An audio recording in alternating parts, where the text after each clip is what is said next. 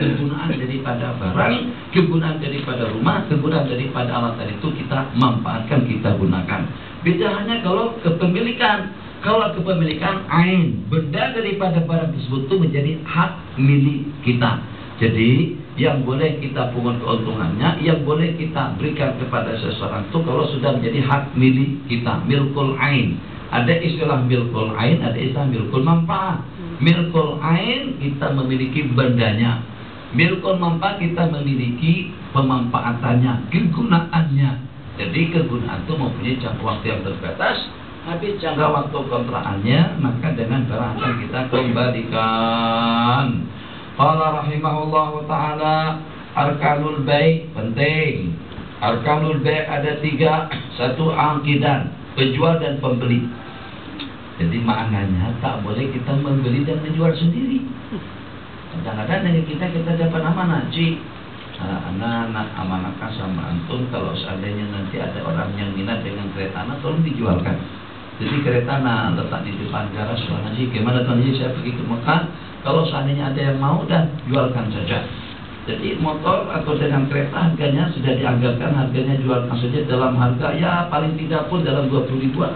Jinto takkan jinto boleh laku sampai 50-an. 50-an itu kalau baru. Kalau dia dipakai sejak sekian tahun, harganya 20 ribu. Murah lagi, turun lagi, saban tahun semakin turun. Tuh dulu ada kereta kembara tapi sudah jatuh 10 ribuan saja lagi. Kancil 6 ribu, ada 3 ribu saja. Ada 1.500 saya tengok, 1.500. Ya, biasalah.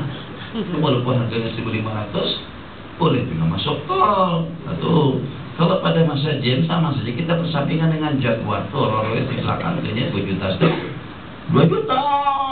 Nah, tapi masa jam sama-sama menunggu. Sama-sama menunggu. Kereta buruk menunggu, kereta mewah pun juga ikut menunggu.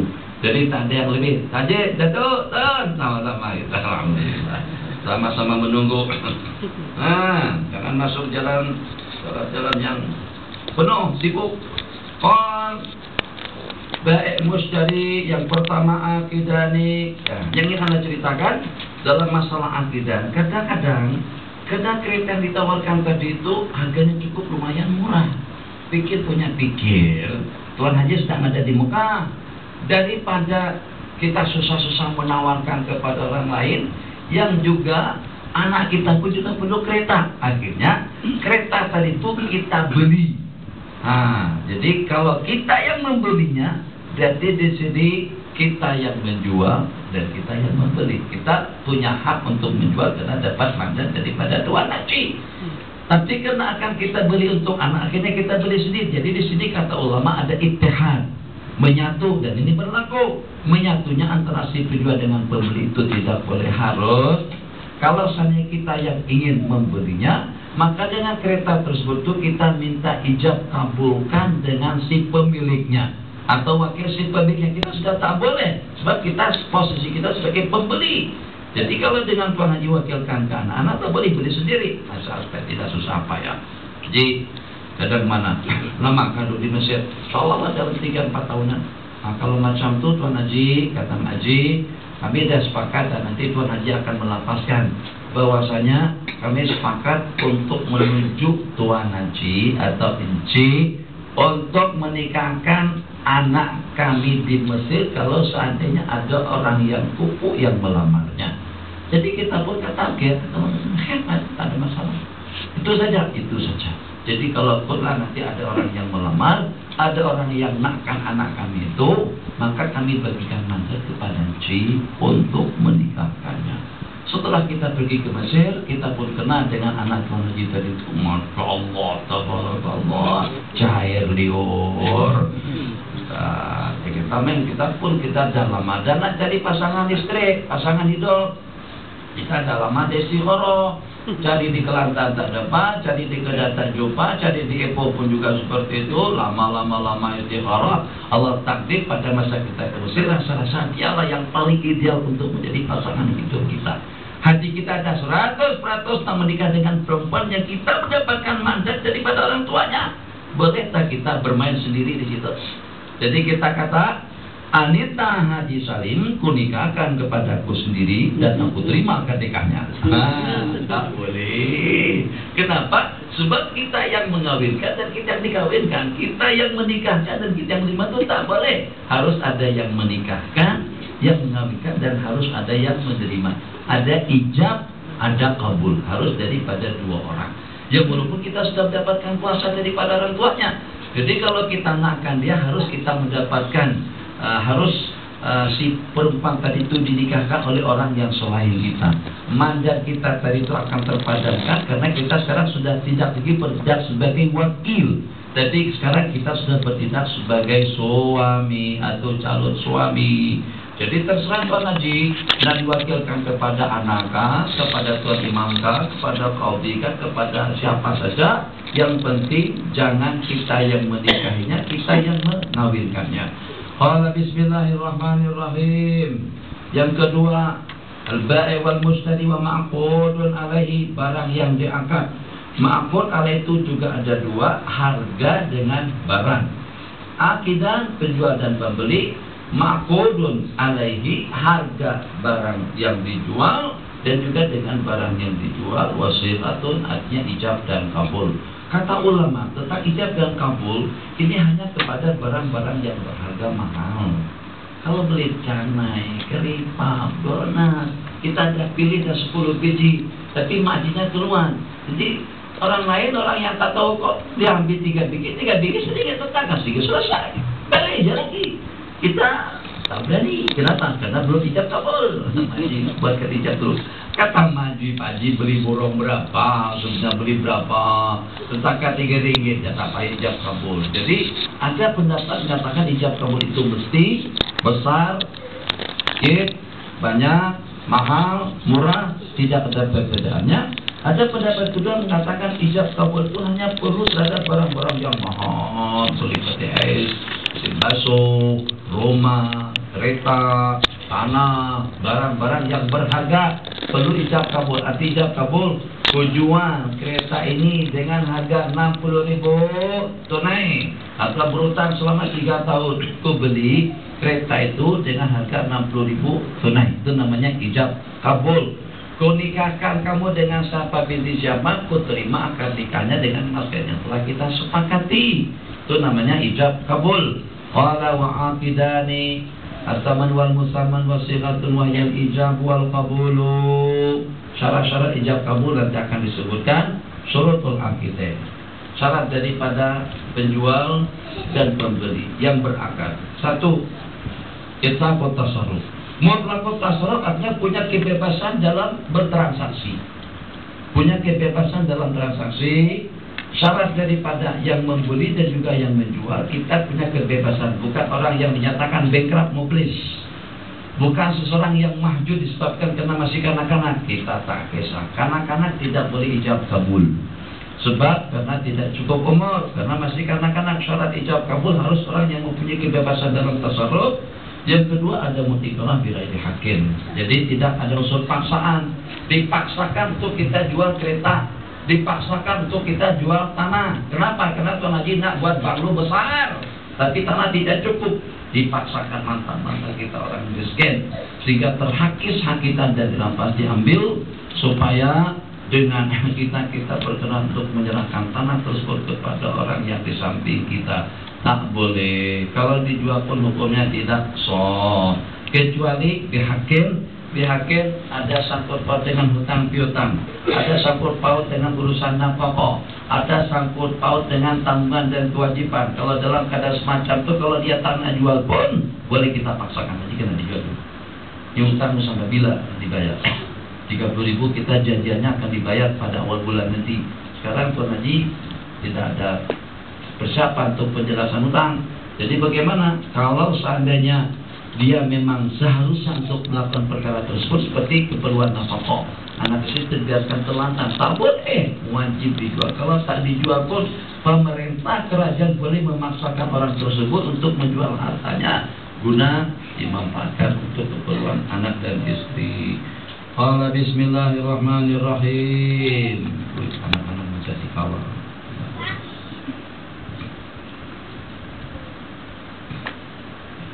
Kalau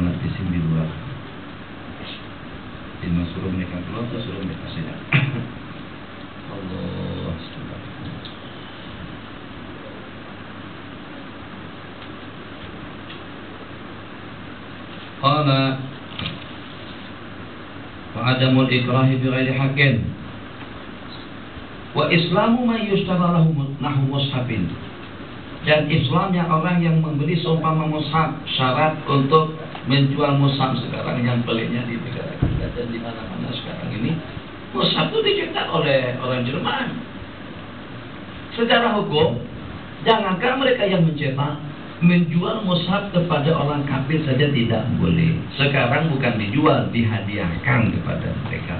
Mereka letak lagu mana, kadang-kadang dia letak kakinya, kadang dia lemparkan, kadang dia letak DVD, kadang dia letak CD, kadang dia letak apa saja. Dia tak tahu nilai Quran itu seperti apa.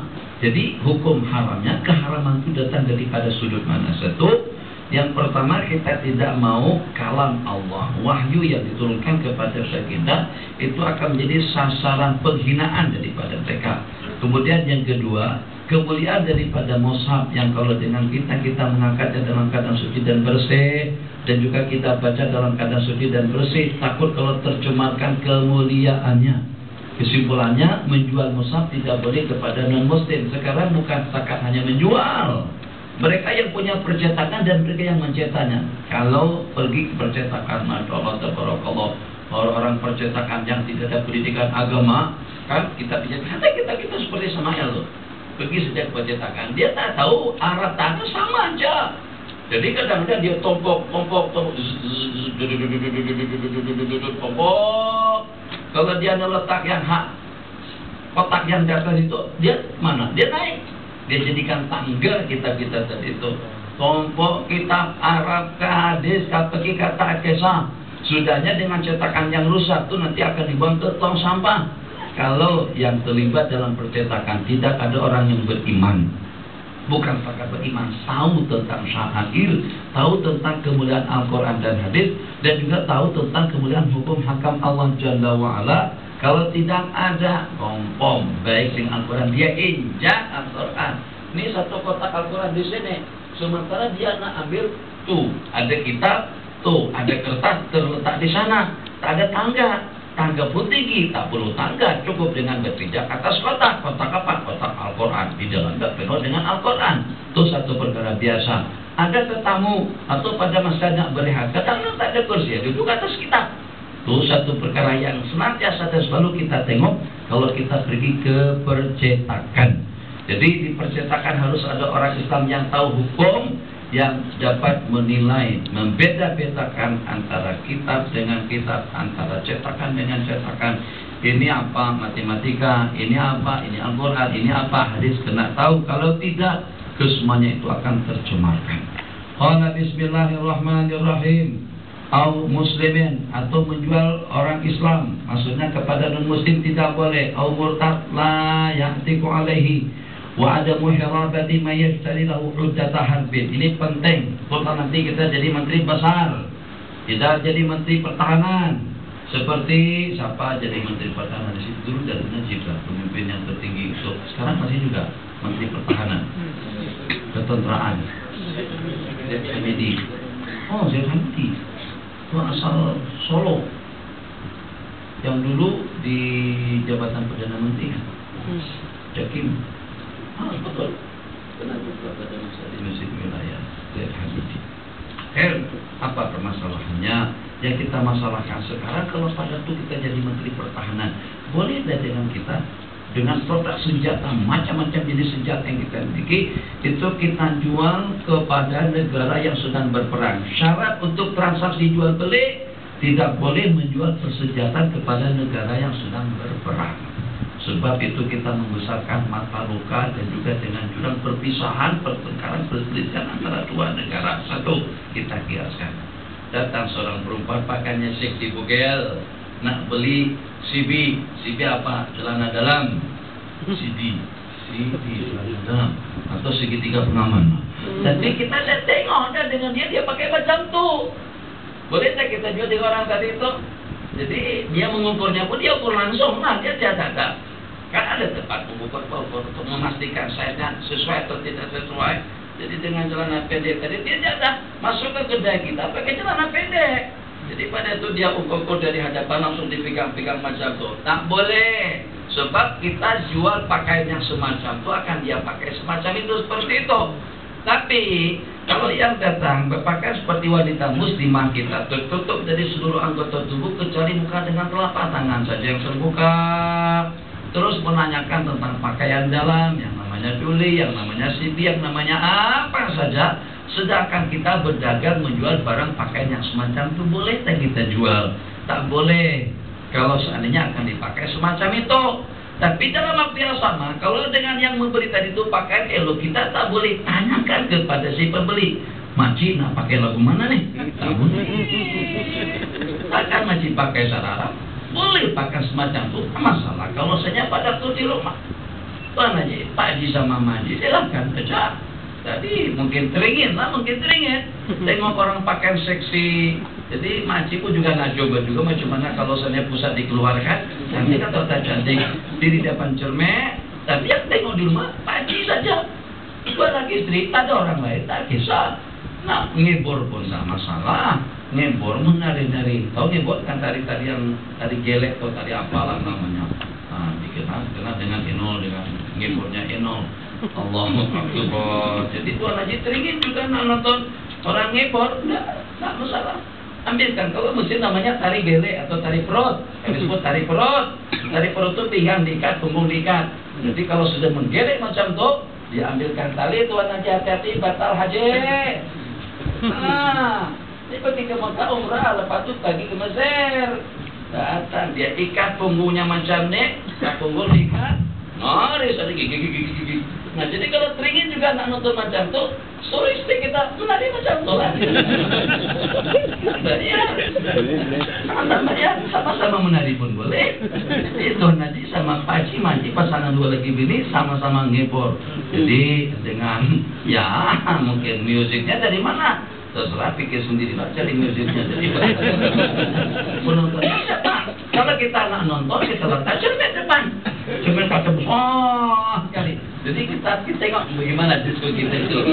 So kalau naluri keinginan itu tidak terkabulkan, daripada dia bawa nanti ke kelab-kelab malam, tetapi dengan perkara-perkara yang diharamkan lebih elok dengan kita. Tapi dahulu dikatakan ada dengan seseorang mungkin barangkali dia terlampau ambisi atau terlampau apa, jadi mungkin ketagihan. Tak tahulah ceritanya, cuma kejadian itu saya baca dalam akhbar. Sehingga dengan seseorang tadi itu rasa tidak puas kalau pada malam pertama mereka itu tidak ada rekamannya. Sehingga dia letak kamera depan mereka pada malam pertama. Ini pasangan orang istri, bukan orang lain. Ini bukan blue film, bukan nonton mendaluca. Dia buat hak dia sendiri. Malam pertama kan keluarga ada banding kita berdua saja lagi di rumah. Pasang kamera digital sepenuhnya. Daripada awal pertandingan, kita bahasa pertandingan saja, sampai berakhir. Alhamdulillah selesai. Sewaktu-waktu mereka tayangkan untuk mereka berdua tonton. Masalah asik tuh. Masya Allah tabarakallah. Kan kadang-kadang seseorang pada saat mengenang kembali, ini yang tua-tua angkat tangan tengahnya. Kadang-kadang dengan kita pada masa kita teringat, terbayangkan kembali detik-detik pertama kita pada malam pertama itu kadang-kadang itu boleh mengundang keinginan, boleh mengundang nafsu. Nah, jadi dengan menonton malam pertama tadi itu selepas 30 tahun kemudian terpanggil kembali naluri yang sudah terpanjang dan bangkit dengan tongkat alias atau dengan yang seumpamanya. Nah, setelah ada anak, setelah ada cucu, rupa-rupanya terlepas daripada kawalan ibu dan bapak, ditonton sama cucu sama anak.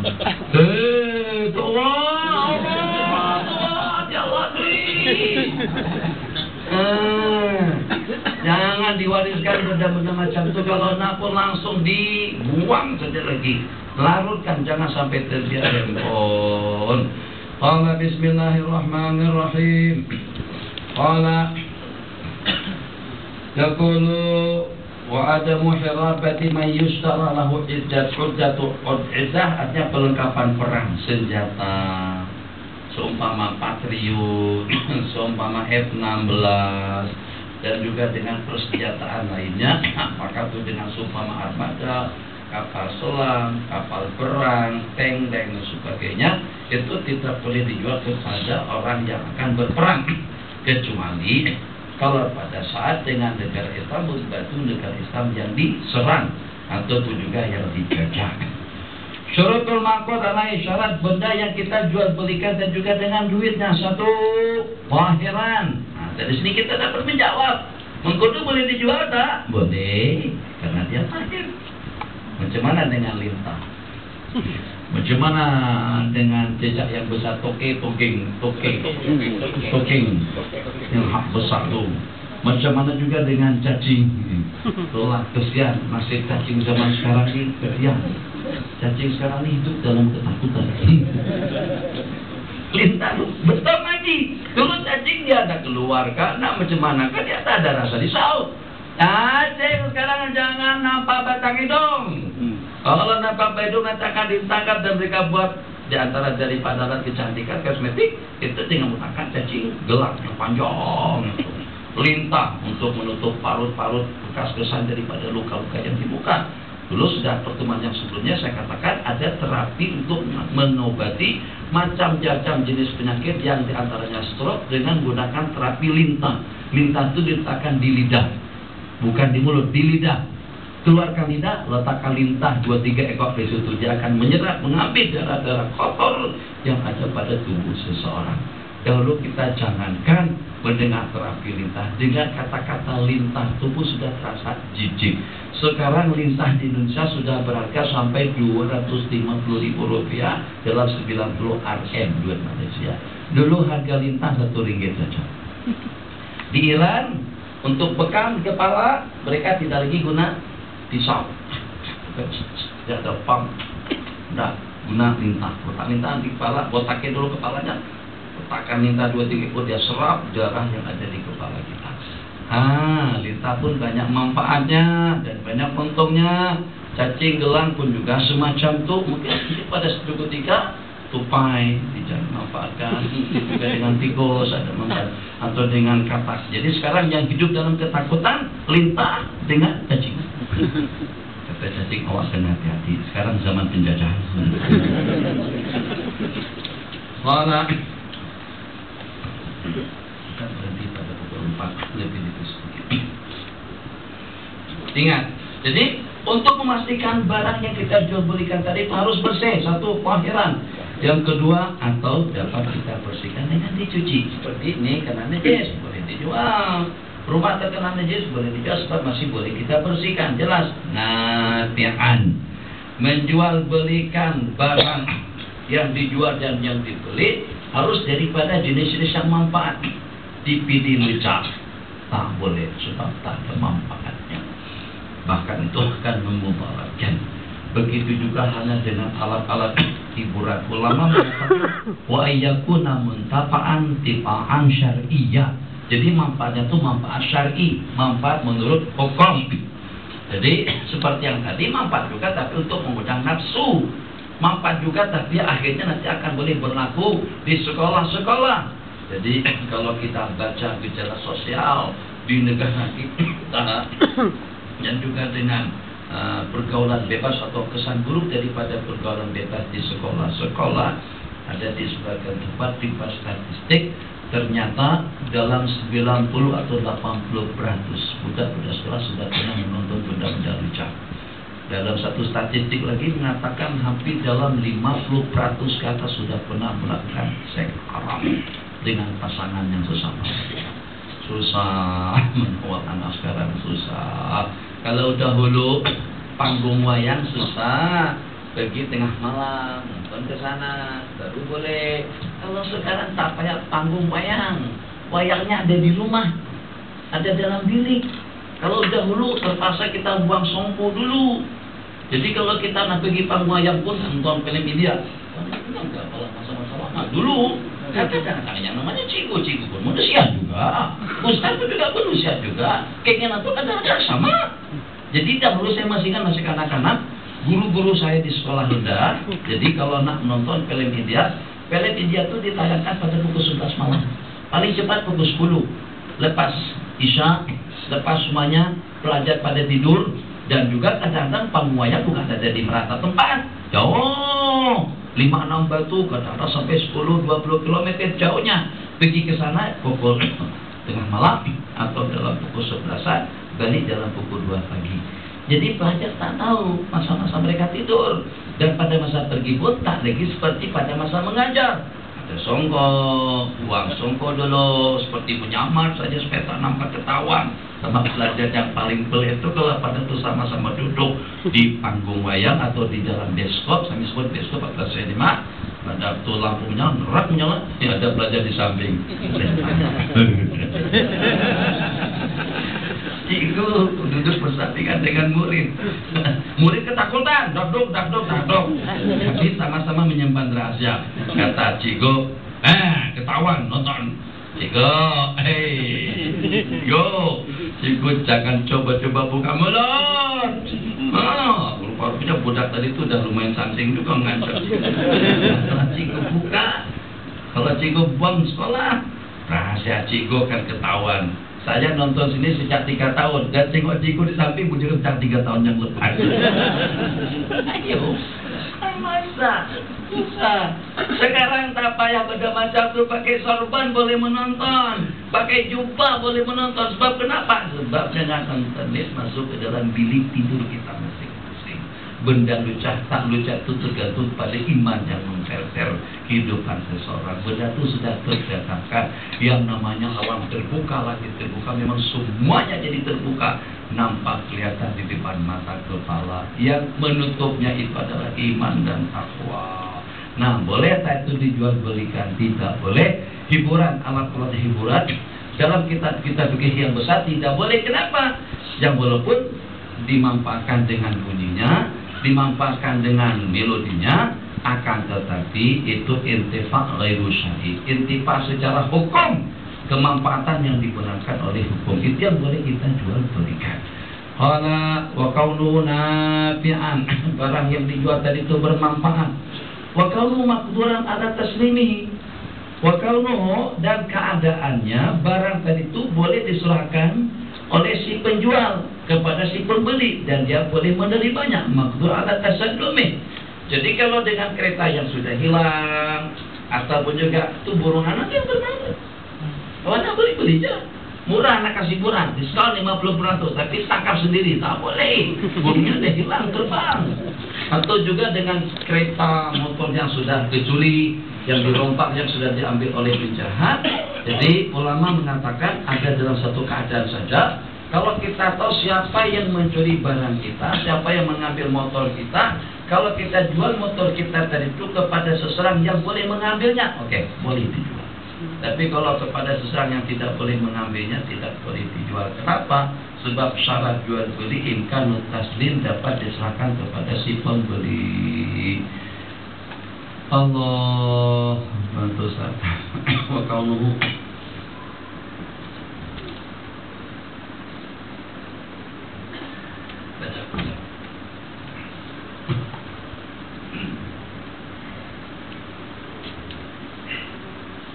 وولاية للبائع عليه وعلم للعاقدين به عينا وقدرا وصفة. وقوله مقدورا على تصدق وولاية للبائع, artinya wilayah itu hak kepemilikan atau hak kekuasaan untuk ijab kabul.